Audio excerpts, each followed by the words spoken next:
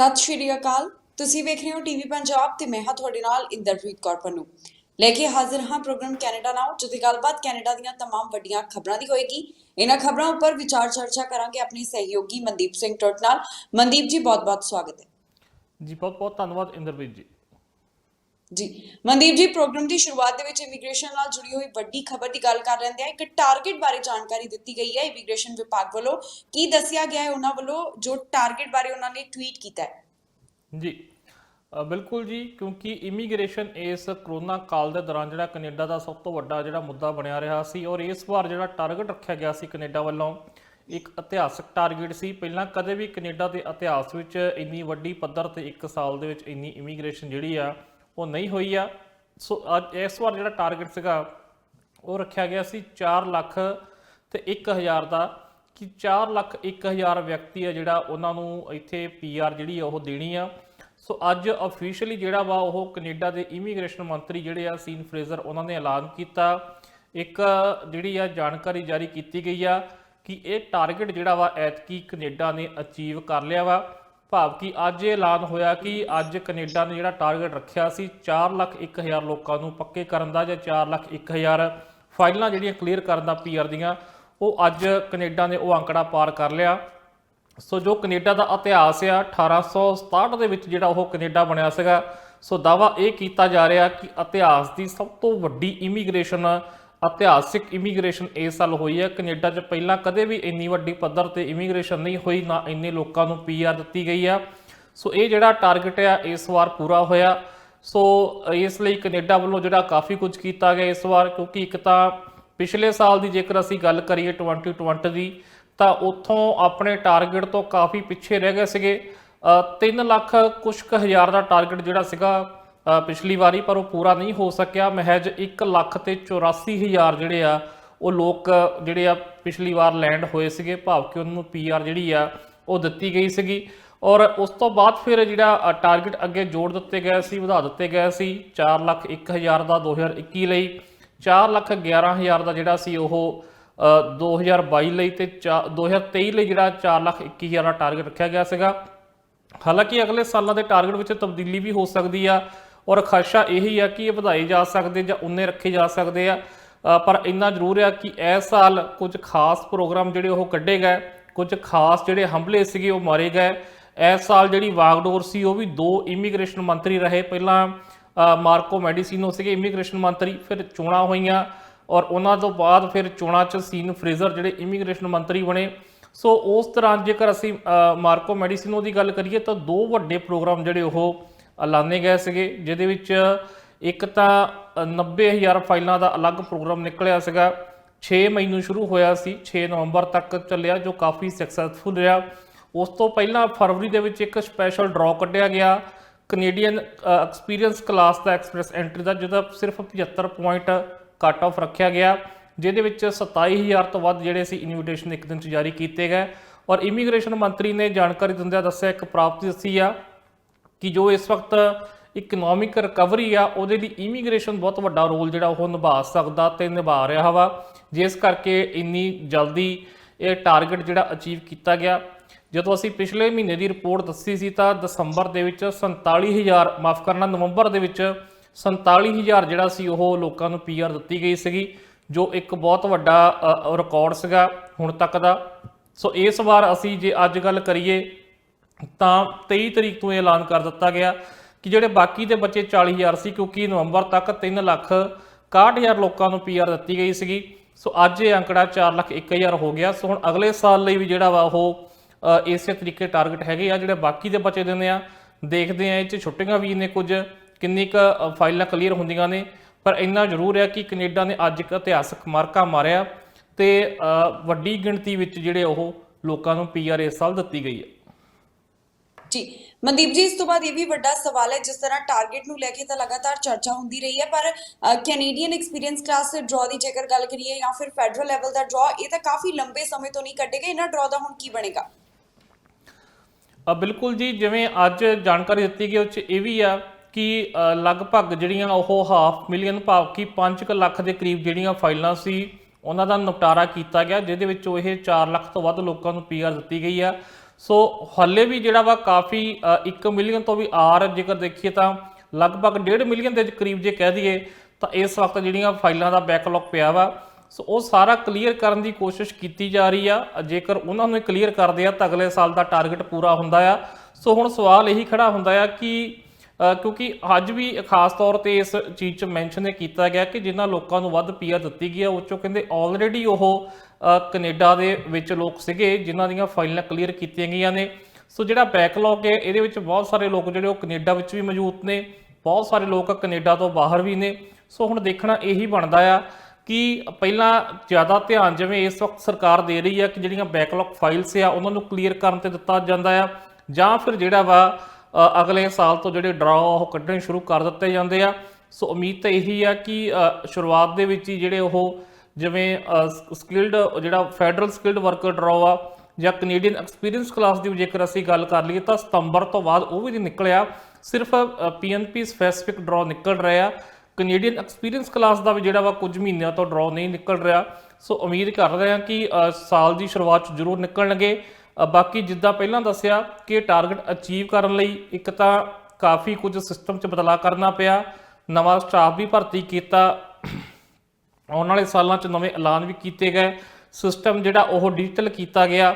ਸੋ ਆਉਣ ਵਾਲੇ ਸਮੇਂ 'ਚ ਹੋਰ ਇਹ 'ਚ ਇਨਵੈਸਟਮੈਂਟ ਕੀਤੀ ਗਈ ਹੈ, ਸਿਸਟਮ ਹੋਰ ਡਿਜੀਟਲ ਕਰਕੇ ਹੋਰ ਜਲਦੀ ਫਾਈਲਾਂ ਦਾ ਨਿਪਟਾਰਾ ਜਿਹੜਾ ਹੋ ਸਕੇ ਉਹਦੇ ਸੰਬੰਧੀ ਅਸੀਂ ਪਿਛਲੇ ਦਿਨ ਜ਼ਿਕਰ ਵੀ ਕੀਤਾ ਸੀ ਕਿ ਜਸਟਿਨ ਟਰੂਡੋ ਨੇ ਜਿਹੜਾ ਮੈਂਡੇਟ ਲੈਟਰ ਲਿਖਿਆ ਸੀਗਾ ਉਹ 'ਚ ਸਭ ਤੋਂ ਪਹਿਲੀ ਗੱਲ ਇਹੀ ਲਿਖੀ ਸੀ ਕਿ ਜਿਹੜਾ ਪ੍ਰੋਸੈਸਿੰਗ ਟਾਈਮ ਆ ਉਹਨੂੰ ਘਟਾਇਆ ਜਾਵੇ, ਫਾਈਲਾਂ ਦਾ ਜਲਦ ਨਿਪਟਾਰਾ ਆ ਉਹ ਕੀਤਾ ਜਾਵੇ। ਸੋ ਹੁਣ ਉਸ ਗੱਲ ਉੱਤੇ ਜ਼ਿਆਦਾ ਇਸ ਵਕਤ ਕੈਨੇਡਾ ਦਾ ਜ਼ੋਰ ਲੱਗਿਆ ਹੋਇਆ ਕਿ ਉਸ ਉੱਤੇ ਅਮਲ ਕੀਤਾ ਜਾਵੇ। ਨਵੇਂ ਇਮੀਗ੍ਰੇਸ਼ਨ ਮੰਤਰੀ ਦਾ ਟਾਸਕ ਵੀ ਉਹੀ ਆ। ਸੋ ਪਰ ਫਿਰ ਵੀ ਉਹਨਾਂ ਫਾਈਲਾਂ ਨੂੰ ਤੇਜ਼ੀ ਨਾਲ ਕਲੀਅਰ ਕੀਤਾ ਜਾਂਦਾ ਆ।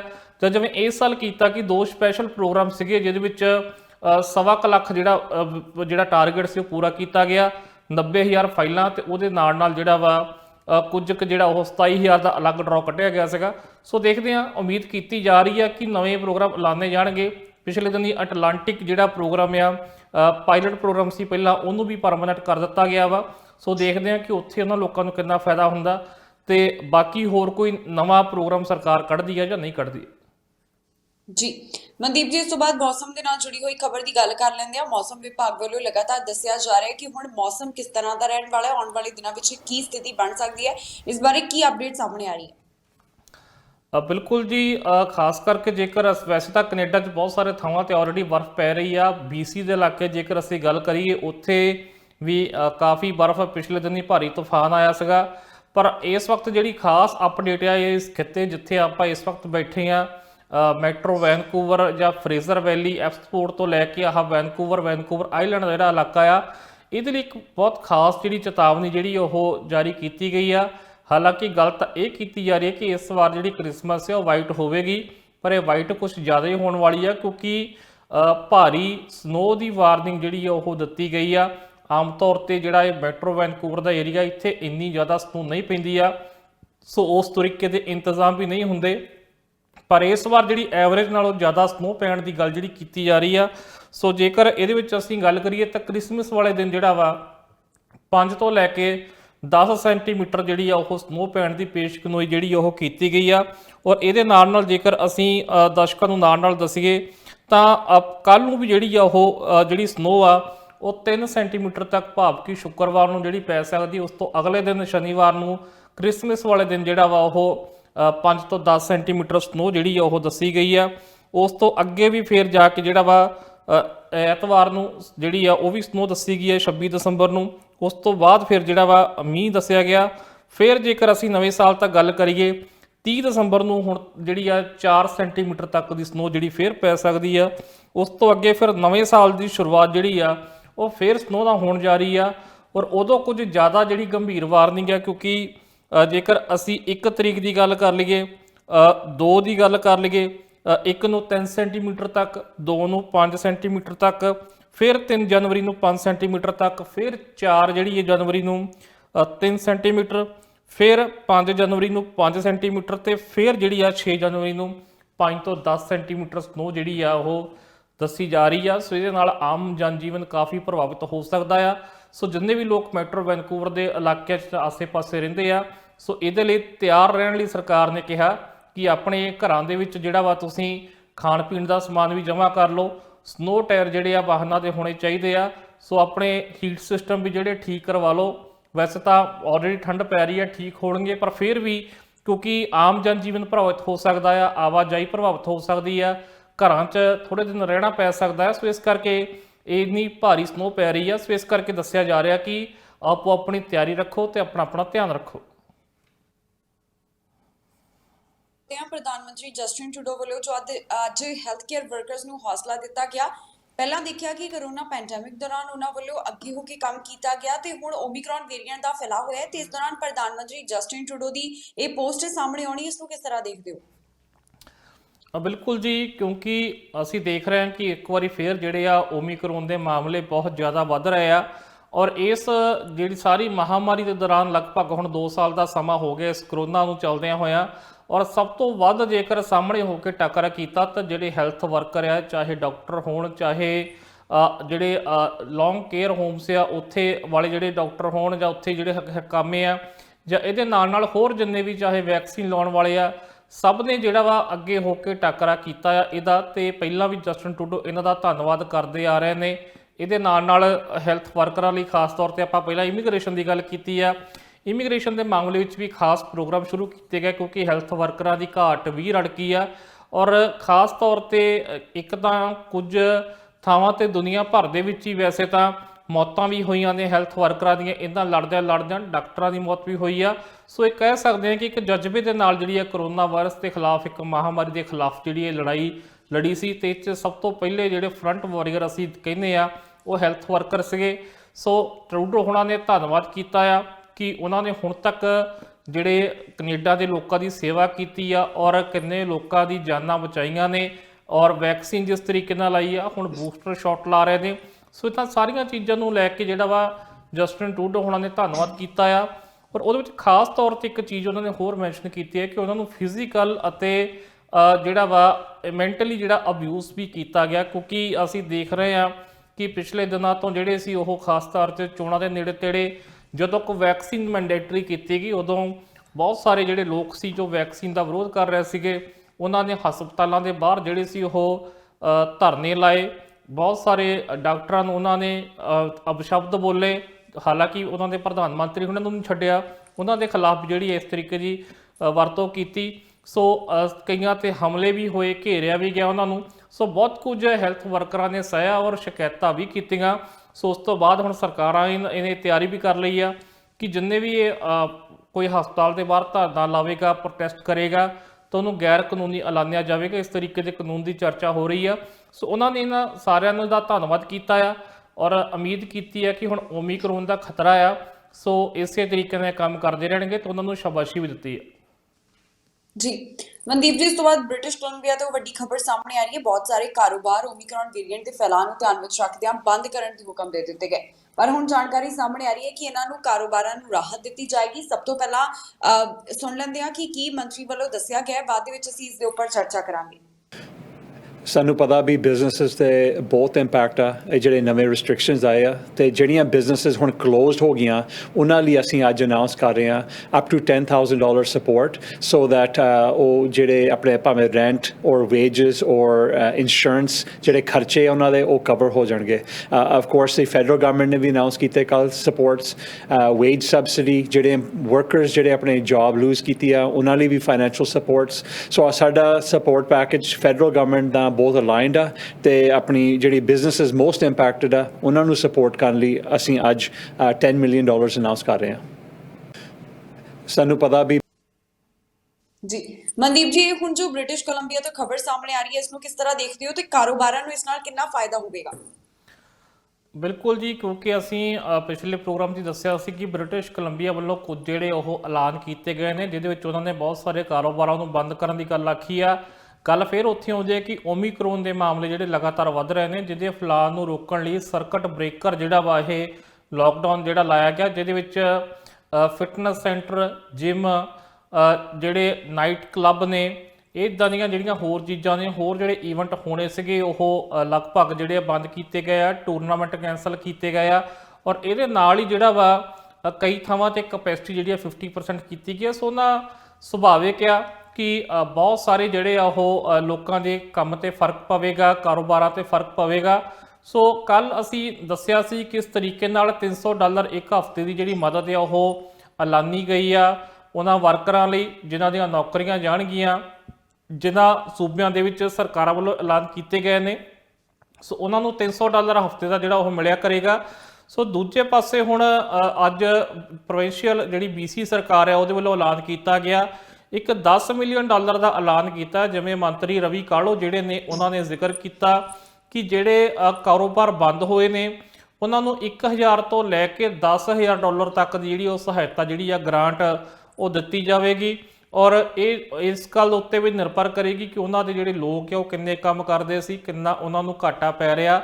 ਸੋ ਇਹਨਾਂ ਸਾਰੀਆਂ ਚੀਜ਼ਾਂ ਤੇ ਨਿਰਭਰ ਕਰਦਾ ਆ। ਸੋ ਉਸ ਹਿਸਾਬ ਨਾਲ ਕੈਲਕੂਲੇਟ ਕਰਕੇ ਉਹਨਾਂ ਨੂੰ ਜਿਹੜੀ ਇਹ ਵਿੱਤੀ ਮਦਦ ਦਿੱਤੀ ਜਾਵੇਗੀ।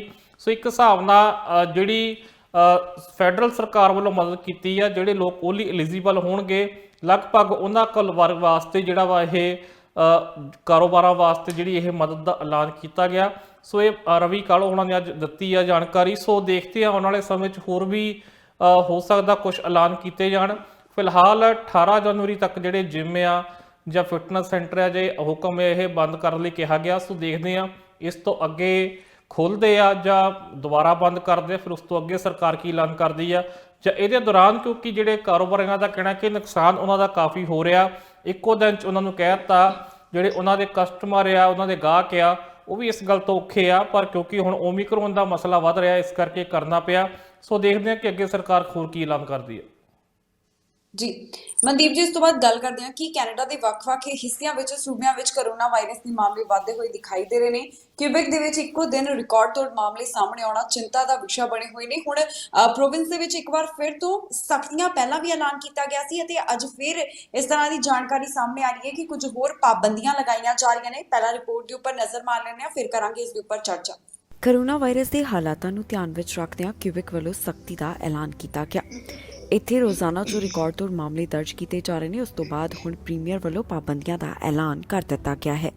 ਪ੍ਰੀਮੀਅਰ ਵੱਲੋਂ ਜਾਣਕਾਰੀ ਸਾਂਝੀ ਕਰਦਿਆਂ ਕਿਹਾ ਗਿਆ ਕਿ ਪ੍ਰਾਈਵੇਟ ਗੈਦਰਿੰਗ ਵਿੱਚ ਸਿਰਫ 6 ਜਾਣੇ ਹੀ ਸ਼ਾਮਿਲ ਹੋ ਸਕਣਗੇ।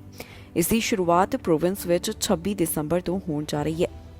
ਇਹੀ ਨਿਯਮ ਰੈਸਟੋਰੈਂਟ ਵਿੱਚ ਹਰ ਇੱਕ ਟੇਬਲ ਦੇ ਉੱਪਰ ਲਾਗੂ ਹੋਵੇਗਾ।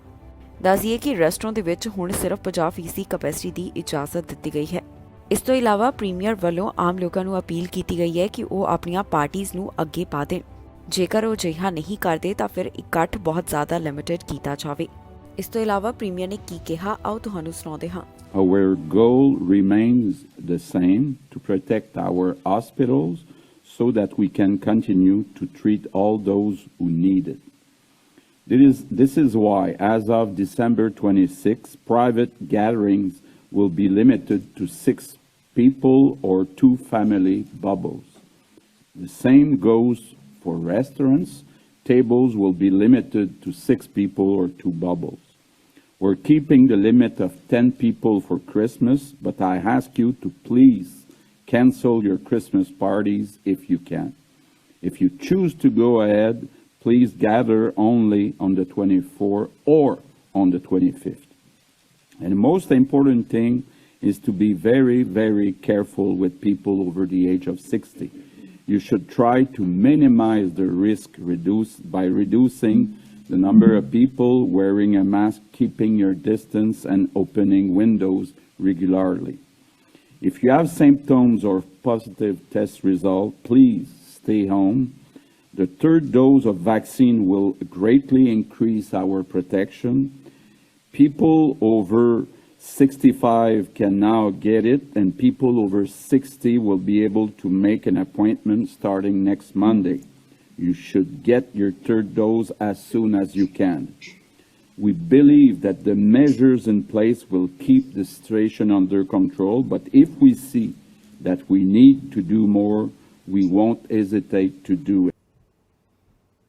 ਜੀ ਮਨਦੀਪ ਜੀ, ਹੁਣ ਲਗਾਤਾਰ ਕਰੋਨਾ ਵਾਇਰਸ ਦੇ ਮਾਮਲੇ ਵਧਦੇ ਹੋਏ ਦਿਖਾਈ ਦੇ ਰਹੇ ਨੇ। ਕਿਊਬੈਕ ਤੋਂ ਵੀ ਜਾਣਕਾਰੀ ਜਿਹੜੀ ਸਾਹਮਣੇ ਆਈ ਹੈ ਅਸੀਂ ਆਪਣੇ ਦਰਸ਼ਕਾਂ ਨੂੰ ਸੁਣਾਈ ਹੈ। ਸੋ ਇਸ ਬਾਰੇ ਹੋਰ ਡਿਟੇਲ ਤੁਹਾਡੇ ਤੋਂ ਹਾਸਿਲ ਕਰਨਾ ਚਾਹੋਗੇ ਤੇ ਤੁਸੀਂ ਇਸ ਨੂੰ ਕਿਸ ਤਰ੍ਹਾਂ ਦੇਖਦੇ ਹੋ? ਬਿਲਕੁਲ ਜੀ, ਬੜੀ ਚਿੰਤਾ ਦਾ ਵਿਸ਼ਾ ਹੈ ਜਿਸ ਤਰੀਕੇ ਨਾਲ ਓਮਿਕਰੋਨ ਜਿਹੜਾ ਵਾ ਇਸ ਵਕਤ ਫੈਲ ਰਿਹਾ। ਹਾਲਾਂਕਿ ਇਹ ਜ਼ਰੂਰ ਹੈ ਕਿ ਜੇਕਰ ਅਸੀਂ ਫੀਸਦੀ ਦਰ ਦੇਖੀਏ, ਪ੍ਰਤੀਸ਼ਤ ਦਰ ਦੇਖੀਏ ਕਿ ਲੋਕ ਇੱਦਾਂ ਪੀੜਤ ਹੋ ਕੇ ਕਿੰਨੇ ਕੁ ਹਸਪਤਾਲ ਜਾਂ ICU 'ਚ ਜਾਂਦੇ ਨੇ, ਉਹਦੀ ਡੈਲਟਾ ਵੇਰੀਏਂਟ ਨਾਲੋਂ ਘੱਟ ਆ। ਪਰ ਸਵਾਲ ਇਹ ਆ ਕਿ ਇਹ ਫੈਲ ਬਹੁਤ ਤੇਜ਼ੀ ਤਾਂ ਰਿਹਾ, ਬਹੁਤ ਜ਼ਿਆਦਾ ਲੋਕਾਂ ਨੂੰ ਹੋ ਰਿਹਾ, ਔਰ ਜੇਕਰ ਬਹੁਤ ਜ਼ਿਆਦਾ ਕੇਸ ਵਧਦੇ ਆ ਤਾਂ ਉਨੀ ਗਿਣਤੀ 'ਚ ਲੋਕ ਜਿਹੜੇ ਫਿਰ ਉਹ ਹਸਪਤਾਲਾਂ 'ਚ ਦਾਖਲ ਹੋਣਗੇ। ਪਰ ਜਿਸ ਤਰੀਕੇ ਨਾਲ ਅੱਜ ਕਿਊਬਿਕ ਤੋਂ 9000 ਤੋਂ ਵੱਧ ਮਾਮਲੇ ਜਿਹੜੇ ਸਾਹਮਣੇ ਆਏ ਨੇ ਇੱਕੋ ਦਿਨ ਦੇ ਵਿੱਚ, ਕਾਫੀ ਚਿੰਤਾ ਦਾ ਵਿਸ਼ਾ ਆ, ਕਿਉਂਕਿ 9000 ਇੱਕ ਬਹੁਤ ਵੱਡਾ ਨੰਬਰ ਇੱਕਦਮ ਜੋ ਹਾਈਕ ਤੇ ਚਲਾ ਗਿਆ ਵਾ। ਇਹ ਕਾਫੀ ਚਿੰਤਾ ਦਾ ਵਿਸ਼ਾ ਹੈ, ਜਿਸ ਕਰਕੇ ਕਿਊਬਿਕ 'ਚ ਇਹ ਸਖਤੀਆਂ ਕੀਤੀਆਂ ਜਾ ਰਹੀਆਂ ਨੇ। ਦੂਜੇ ਪਾਸੇ ਅੰਟਾਰੀਓ ਵਿੱਚ ਵੀ ਸਖਤੀਆਂ ਕੀਤੀਆਂ ਜਾ ਰਹੀਆਂ ਨੇ, ਪਰ ਉੱਥੇ ਵੀ ਜੇਕਰ ਅਸੀਂ ਗੱਲ ਕਰੀਏ ਤਾਂ 6000 ਦੇ ਆਸ-ਪਾਸ 5700-5800 ਕੇਸ ਜਿਹੜੇ ਸਾਹਮਣੇ ਆਏ ਨੇ। ਸੋ ਕੁੱਲ ਮਿਲਾ ਕੇ ਜਿਵੇਂ ਹੈਲਥ ਅਫੀਸ਼ੀਅਲਸ ਡਾਕਟਰ ਟੈਮ ਕਹਿ ਰਹੇ ਨੇ ਕਿ ਬਹੁਤ ਚਿੰਤਾ ਦਾ ਵਿਸ਼ਾ ਆ, ਔਰ ਪੂਰੇ ਕੈਨੇਡਾ 'ਚੋਂ ਵੀ ਕਾਫੀ ਮਾਮਲੇ ਸਾਹਮਣੇ ਆ ਸਕਦੇ ਆ। ਲਗਭਗ ਸਾਰੇ ਸੂਬਿਆਂ 'ਚ ਮਾਮਲੇ ਵਧੇ ਨੇ। BC ਵਿੱਚ ਵੀ ਹੁਣ 1000 ਦੇ ਨੇੜੇ ਤੇੜੇ ਮਾਮਲੇ ਹੋ ਚੁੱਕੇ ਨੇ ਰੋਜ਼ਾਨਾ, ਜਿਸ 'ਚੋਂ ਓਮਿਕਰੋਨ ਦੇ ਵੀ ਕੁਝ ਦੱਸੇ ਜਾ ਰਹੇ ਨੇ। ਸੋ ਇਸ ਤਰੀਕੇ ਨਾਲ ਇੱਕ ਚਿੰਤਾ ਦਾ ਵਿਸ਼ਾ ਆ। ਇਸੇ ਕਰਕੇ ਜਸਟਿਨ ਟਰੂਡੋ ਵੀ ਚਿੰਤਾ ਜਤਾ ਰਹੇ ਨੇ। ਇਸੇ ਕਰਕੇ ਕ੍ਰਿਸਮਸ ਨੂੰ ਜਿਹੜਾ ਵਾ ਇੰਨੀਆਂ ਪਾਬੰਦੀਆਂ ਲਾਈਆਂ ਗਈਆਂ ਨੇ ਤਾਂ ਕਿ ਇਸ ਕ੍ਰਿਸਮਸ ਦੇ ਤਿਉਹਾਰ ਦੇ ਦੌਰਾਨ ਜਿਹੜਾ ਵਾ ਕਿਤੇ ਇਹਦਾ ਫੈਲਾਅ ਹੋਰ ਜ਼ਿਆਦਾ ਨਾ ਹੋ ਜਾਵੇ। ਔਰ ਦੂਜੇ ਪਾਸੇ ਅਮਰੀਕਾ ਨੇ, ਹਾਲਾਂਕਿ ਅਸੀਂ ਕੱਲ ਵੀ ਜ਼ਿਕਰ ਕੀਤਾ ਸੀ ਕਿ ਉਹ ਪੁੱਛਿਆ ਵੀ ਜਾ ਰਿਹਾ ਕੈਨੇਡਾ ਸਰਕਾਰ ਨੂੰ ਵੀ, ਅਮਰੀਕਾ ਵਾਲੇ ਤੇ ਇਹ ਕਹਿੰਦੇ ਵੀ ਜੇਕਰ ਕਿਸੇ ਨੇ ਵੈਕਸੀਨ ਲੱਗੀ ਹੋਈ ਆ ਤਾਂ ਉਹ ਜਿਹੜੀ ਉਹ ਸੇਫ ਗੈਦਰਿੰਗ ਜਿਹੜੀ ਉਹ ਕਰ ਸਕਦੇ ਆ, ਸੈਲੀਬ੍ਰੇਸ਼ਨ ਕਰ ਸਕਦੇ ਆ। ਪਰ ਕੈਨੇਡਾ ਨੇ ਇਹਦੇ ਉੱਤੇ ਵੀ ਪਾਬੰਦੀਆਂ ਲਾਈਆਂ ਕਿ ਜੇਕਰ ਤੁਸੀਂ ਵੈਕਸੀਨ ਵੀ ਲਵਾਈ ਆ ਤਾਂ ਵੀ ਤੁਸੀਂ 10 ਬੰਦੇ ਇੱਕ ਘਰ 'ਚ ਬੜੇ ਵੱਧ ਇਕੱਠੇ ਨਹੀਂ ਹੋ ਸਕਦੇ। ਬਾਕੀ ਈਵੈਂਟ ਪਾਰਟੀਆਂ ਸਾਰੀਆਂ ਕੈਂਸਲ ਕਰ ਦਿੱਤੀਆਂ ਗਈਆਂ ਨੇ। ਸੋ ਚਿੰਤਾ ਦਾ ਵਿਸ਼ਾ ਹੈ ਕਿ ਇੰਨੀ ਵੱਡੀ ਗਿਣਤੀ 'ਚ ਕੇਸ ਆ ਰਹੇ ਨੇ। ਸੋ ਇਹਦੇ ਟਾਕਰੇ ਲਈ ਕੈਨੇਡਾ ਤਿਆਰ ਹੋ ਰਿਹਾ। ਬਾਕੀ ਦੇਖਦੇ ਹਾਂ ਕਿਸ ਤਰੀਕੇ ਨਾਲ ਅੱਗੇ ਨਜਿੱਠਿਆ ਜਾਂਦਾ। ਬੂਸਟਰ ਸ਼ਾਟ ਨੂੰ ਹਥਿਆਰ ਬਣਾਇਆ ਜਾ ਰਿਹਾ, ਵੱਧ ਤੋਂ ਵੱਧ ਬੂਸਟਰ ਸ਼ਾਟ ਲਾਉਣ ਦੀ ਗੱਲ ਕੀਤੀ ਜਾ ਰਹੀ ਆ, ਅਪੀਲ ਵੀ ਕੀਤੀ ਜਾ ਰਹੀ ਹੈ ਤੇ ਸੂਬੇ ਇਸ ਉੱਤੇ ਜ਼ੋਰ ਵੀ ਦੇ ਰਹੇ ਨੇ। ਜੀ ਮਨਦੀਪ ਜੀ, ਬਹੁਤ ਬਹੁਤ ਧੰਨਵਾਦ ਇਹਨਾਂ तमाम ਖਬਰਾਂ ਦੇ ਉੱਪਰ ਵਿਚਾਰ ਚਰਚਾ ਕਰਨ ਦੇ ਵਾਸਤੇ। ਜੀ ਬਹੁਤ ਬਹੁਤ ਧੰਨਵਾਦ ਜੀ। ਸੋ ਇਸੇ ਤਰ੍ਹਾਂ ਰੋਜ਼ਾਨਾ ਪ੍ਰੋਗਰਾਮ ਦੇ ਰਾਹੀਂ ਤੁਹਾਡੇ ਰੂਬਰੂ ਹੁੰਦੇ ਰਵਾਂਗੇ, ਜਿੱਤੇ ਗੱਲਬਾਤ ਕੈਨੇਡਾ ਦੀਆਂ तमाम ਵੱਡੀਆਂ ਖਬਰਾਂ ਦੀ ਹੋਏਗੀ। ਫਿਲਹਾਲ ਸਾਨੂੰ ਦਿਓ ਇਜਾਜ਼ਤ ਤੇ ਤੁਸੀਂ ਬਣੇ ਰਹੋ ਬਾਕੀ ਖਬਰਾਂ ਲਈ TV ਪੰਜਾਬ ਦੇ ਨਾਲ।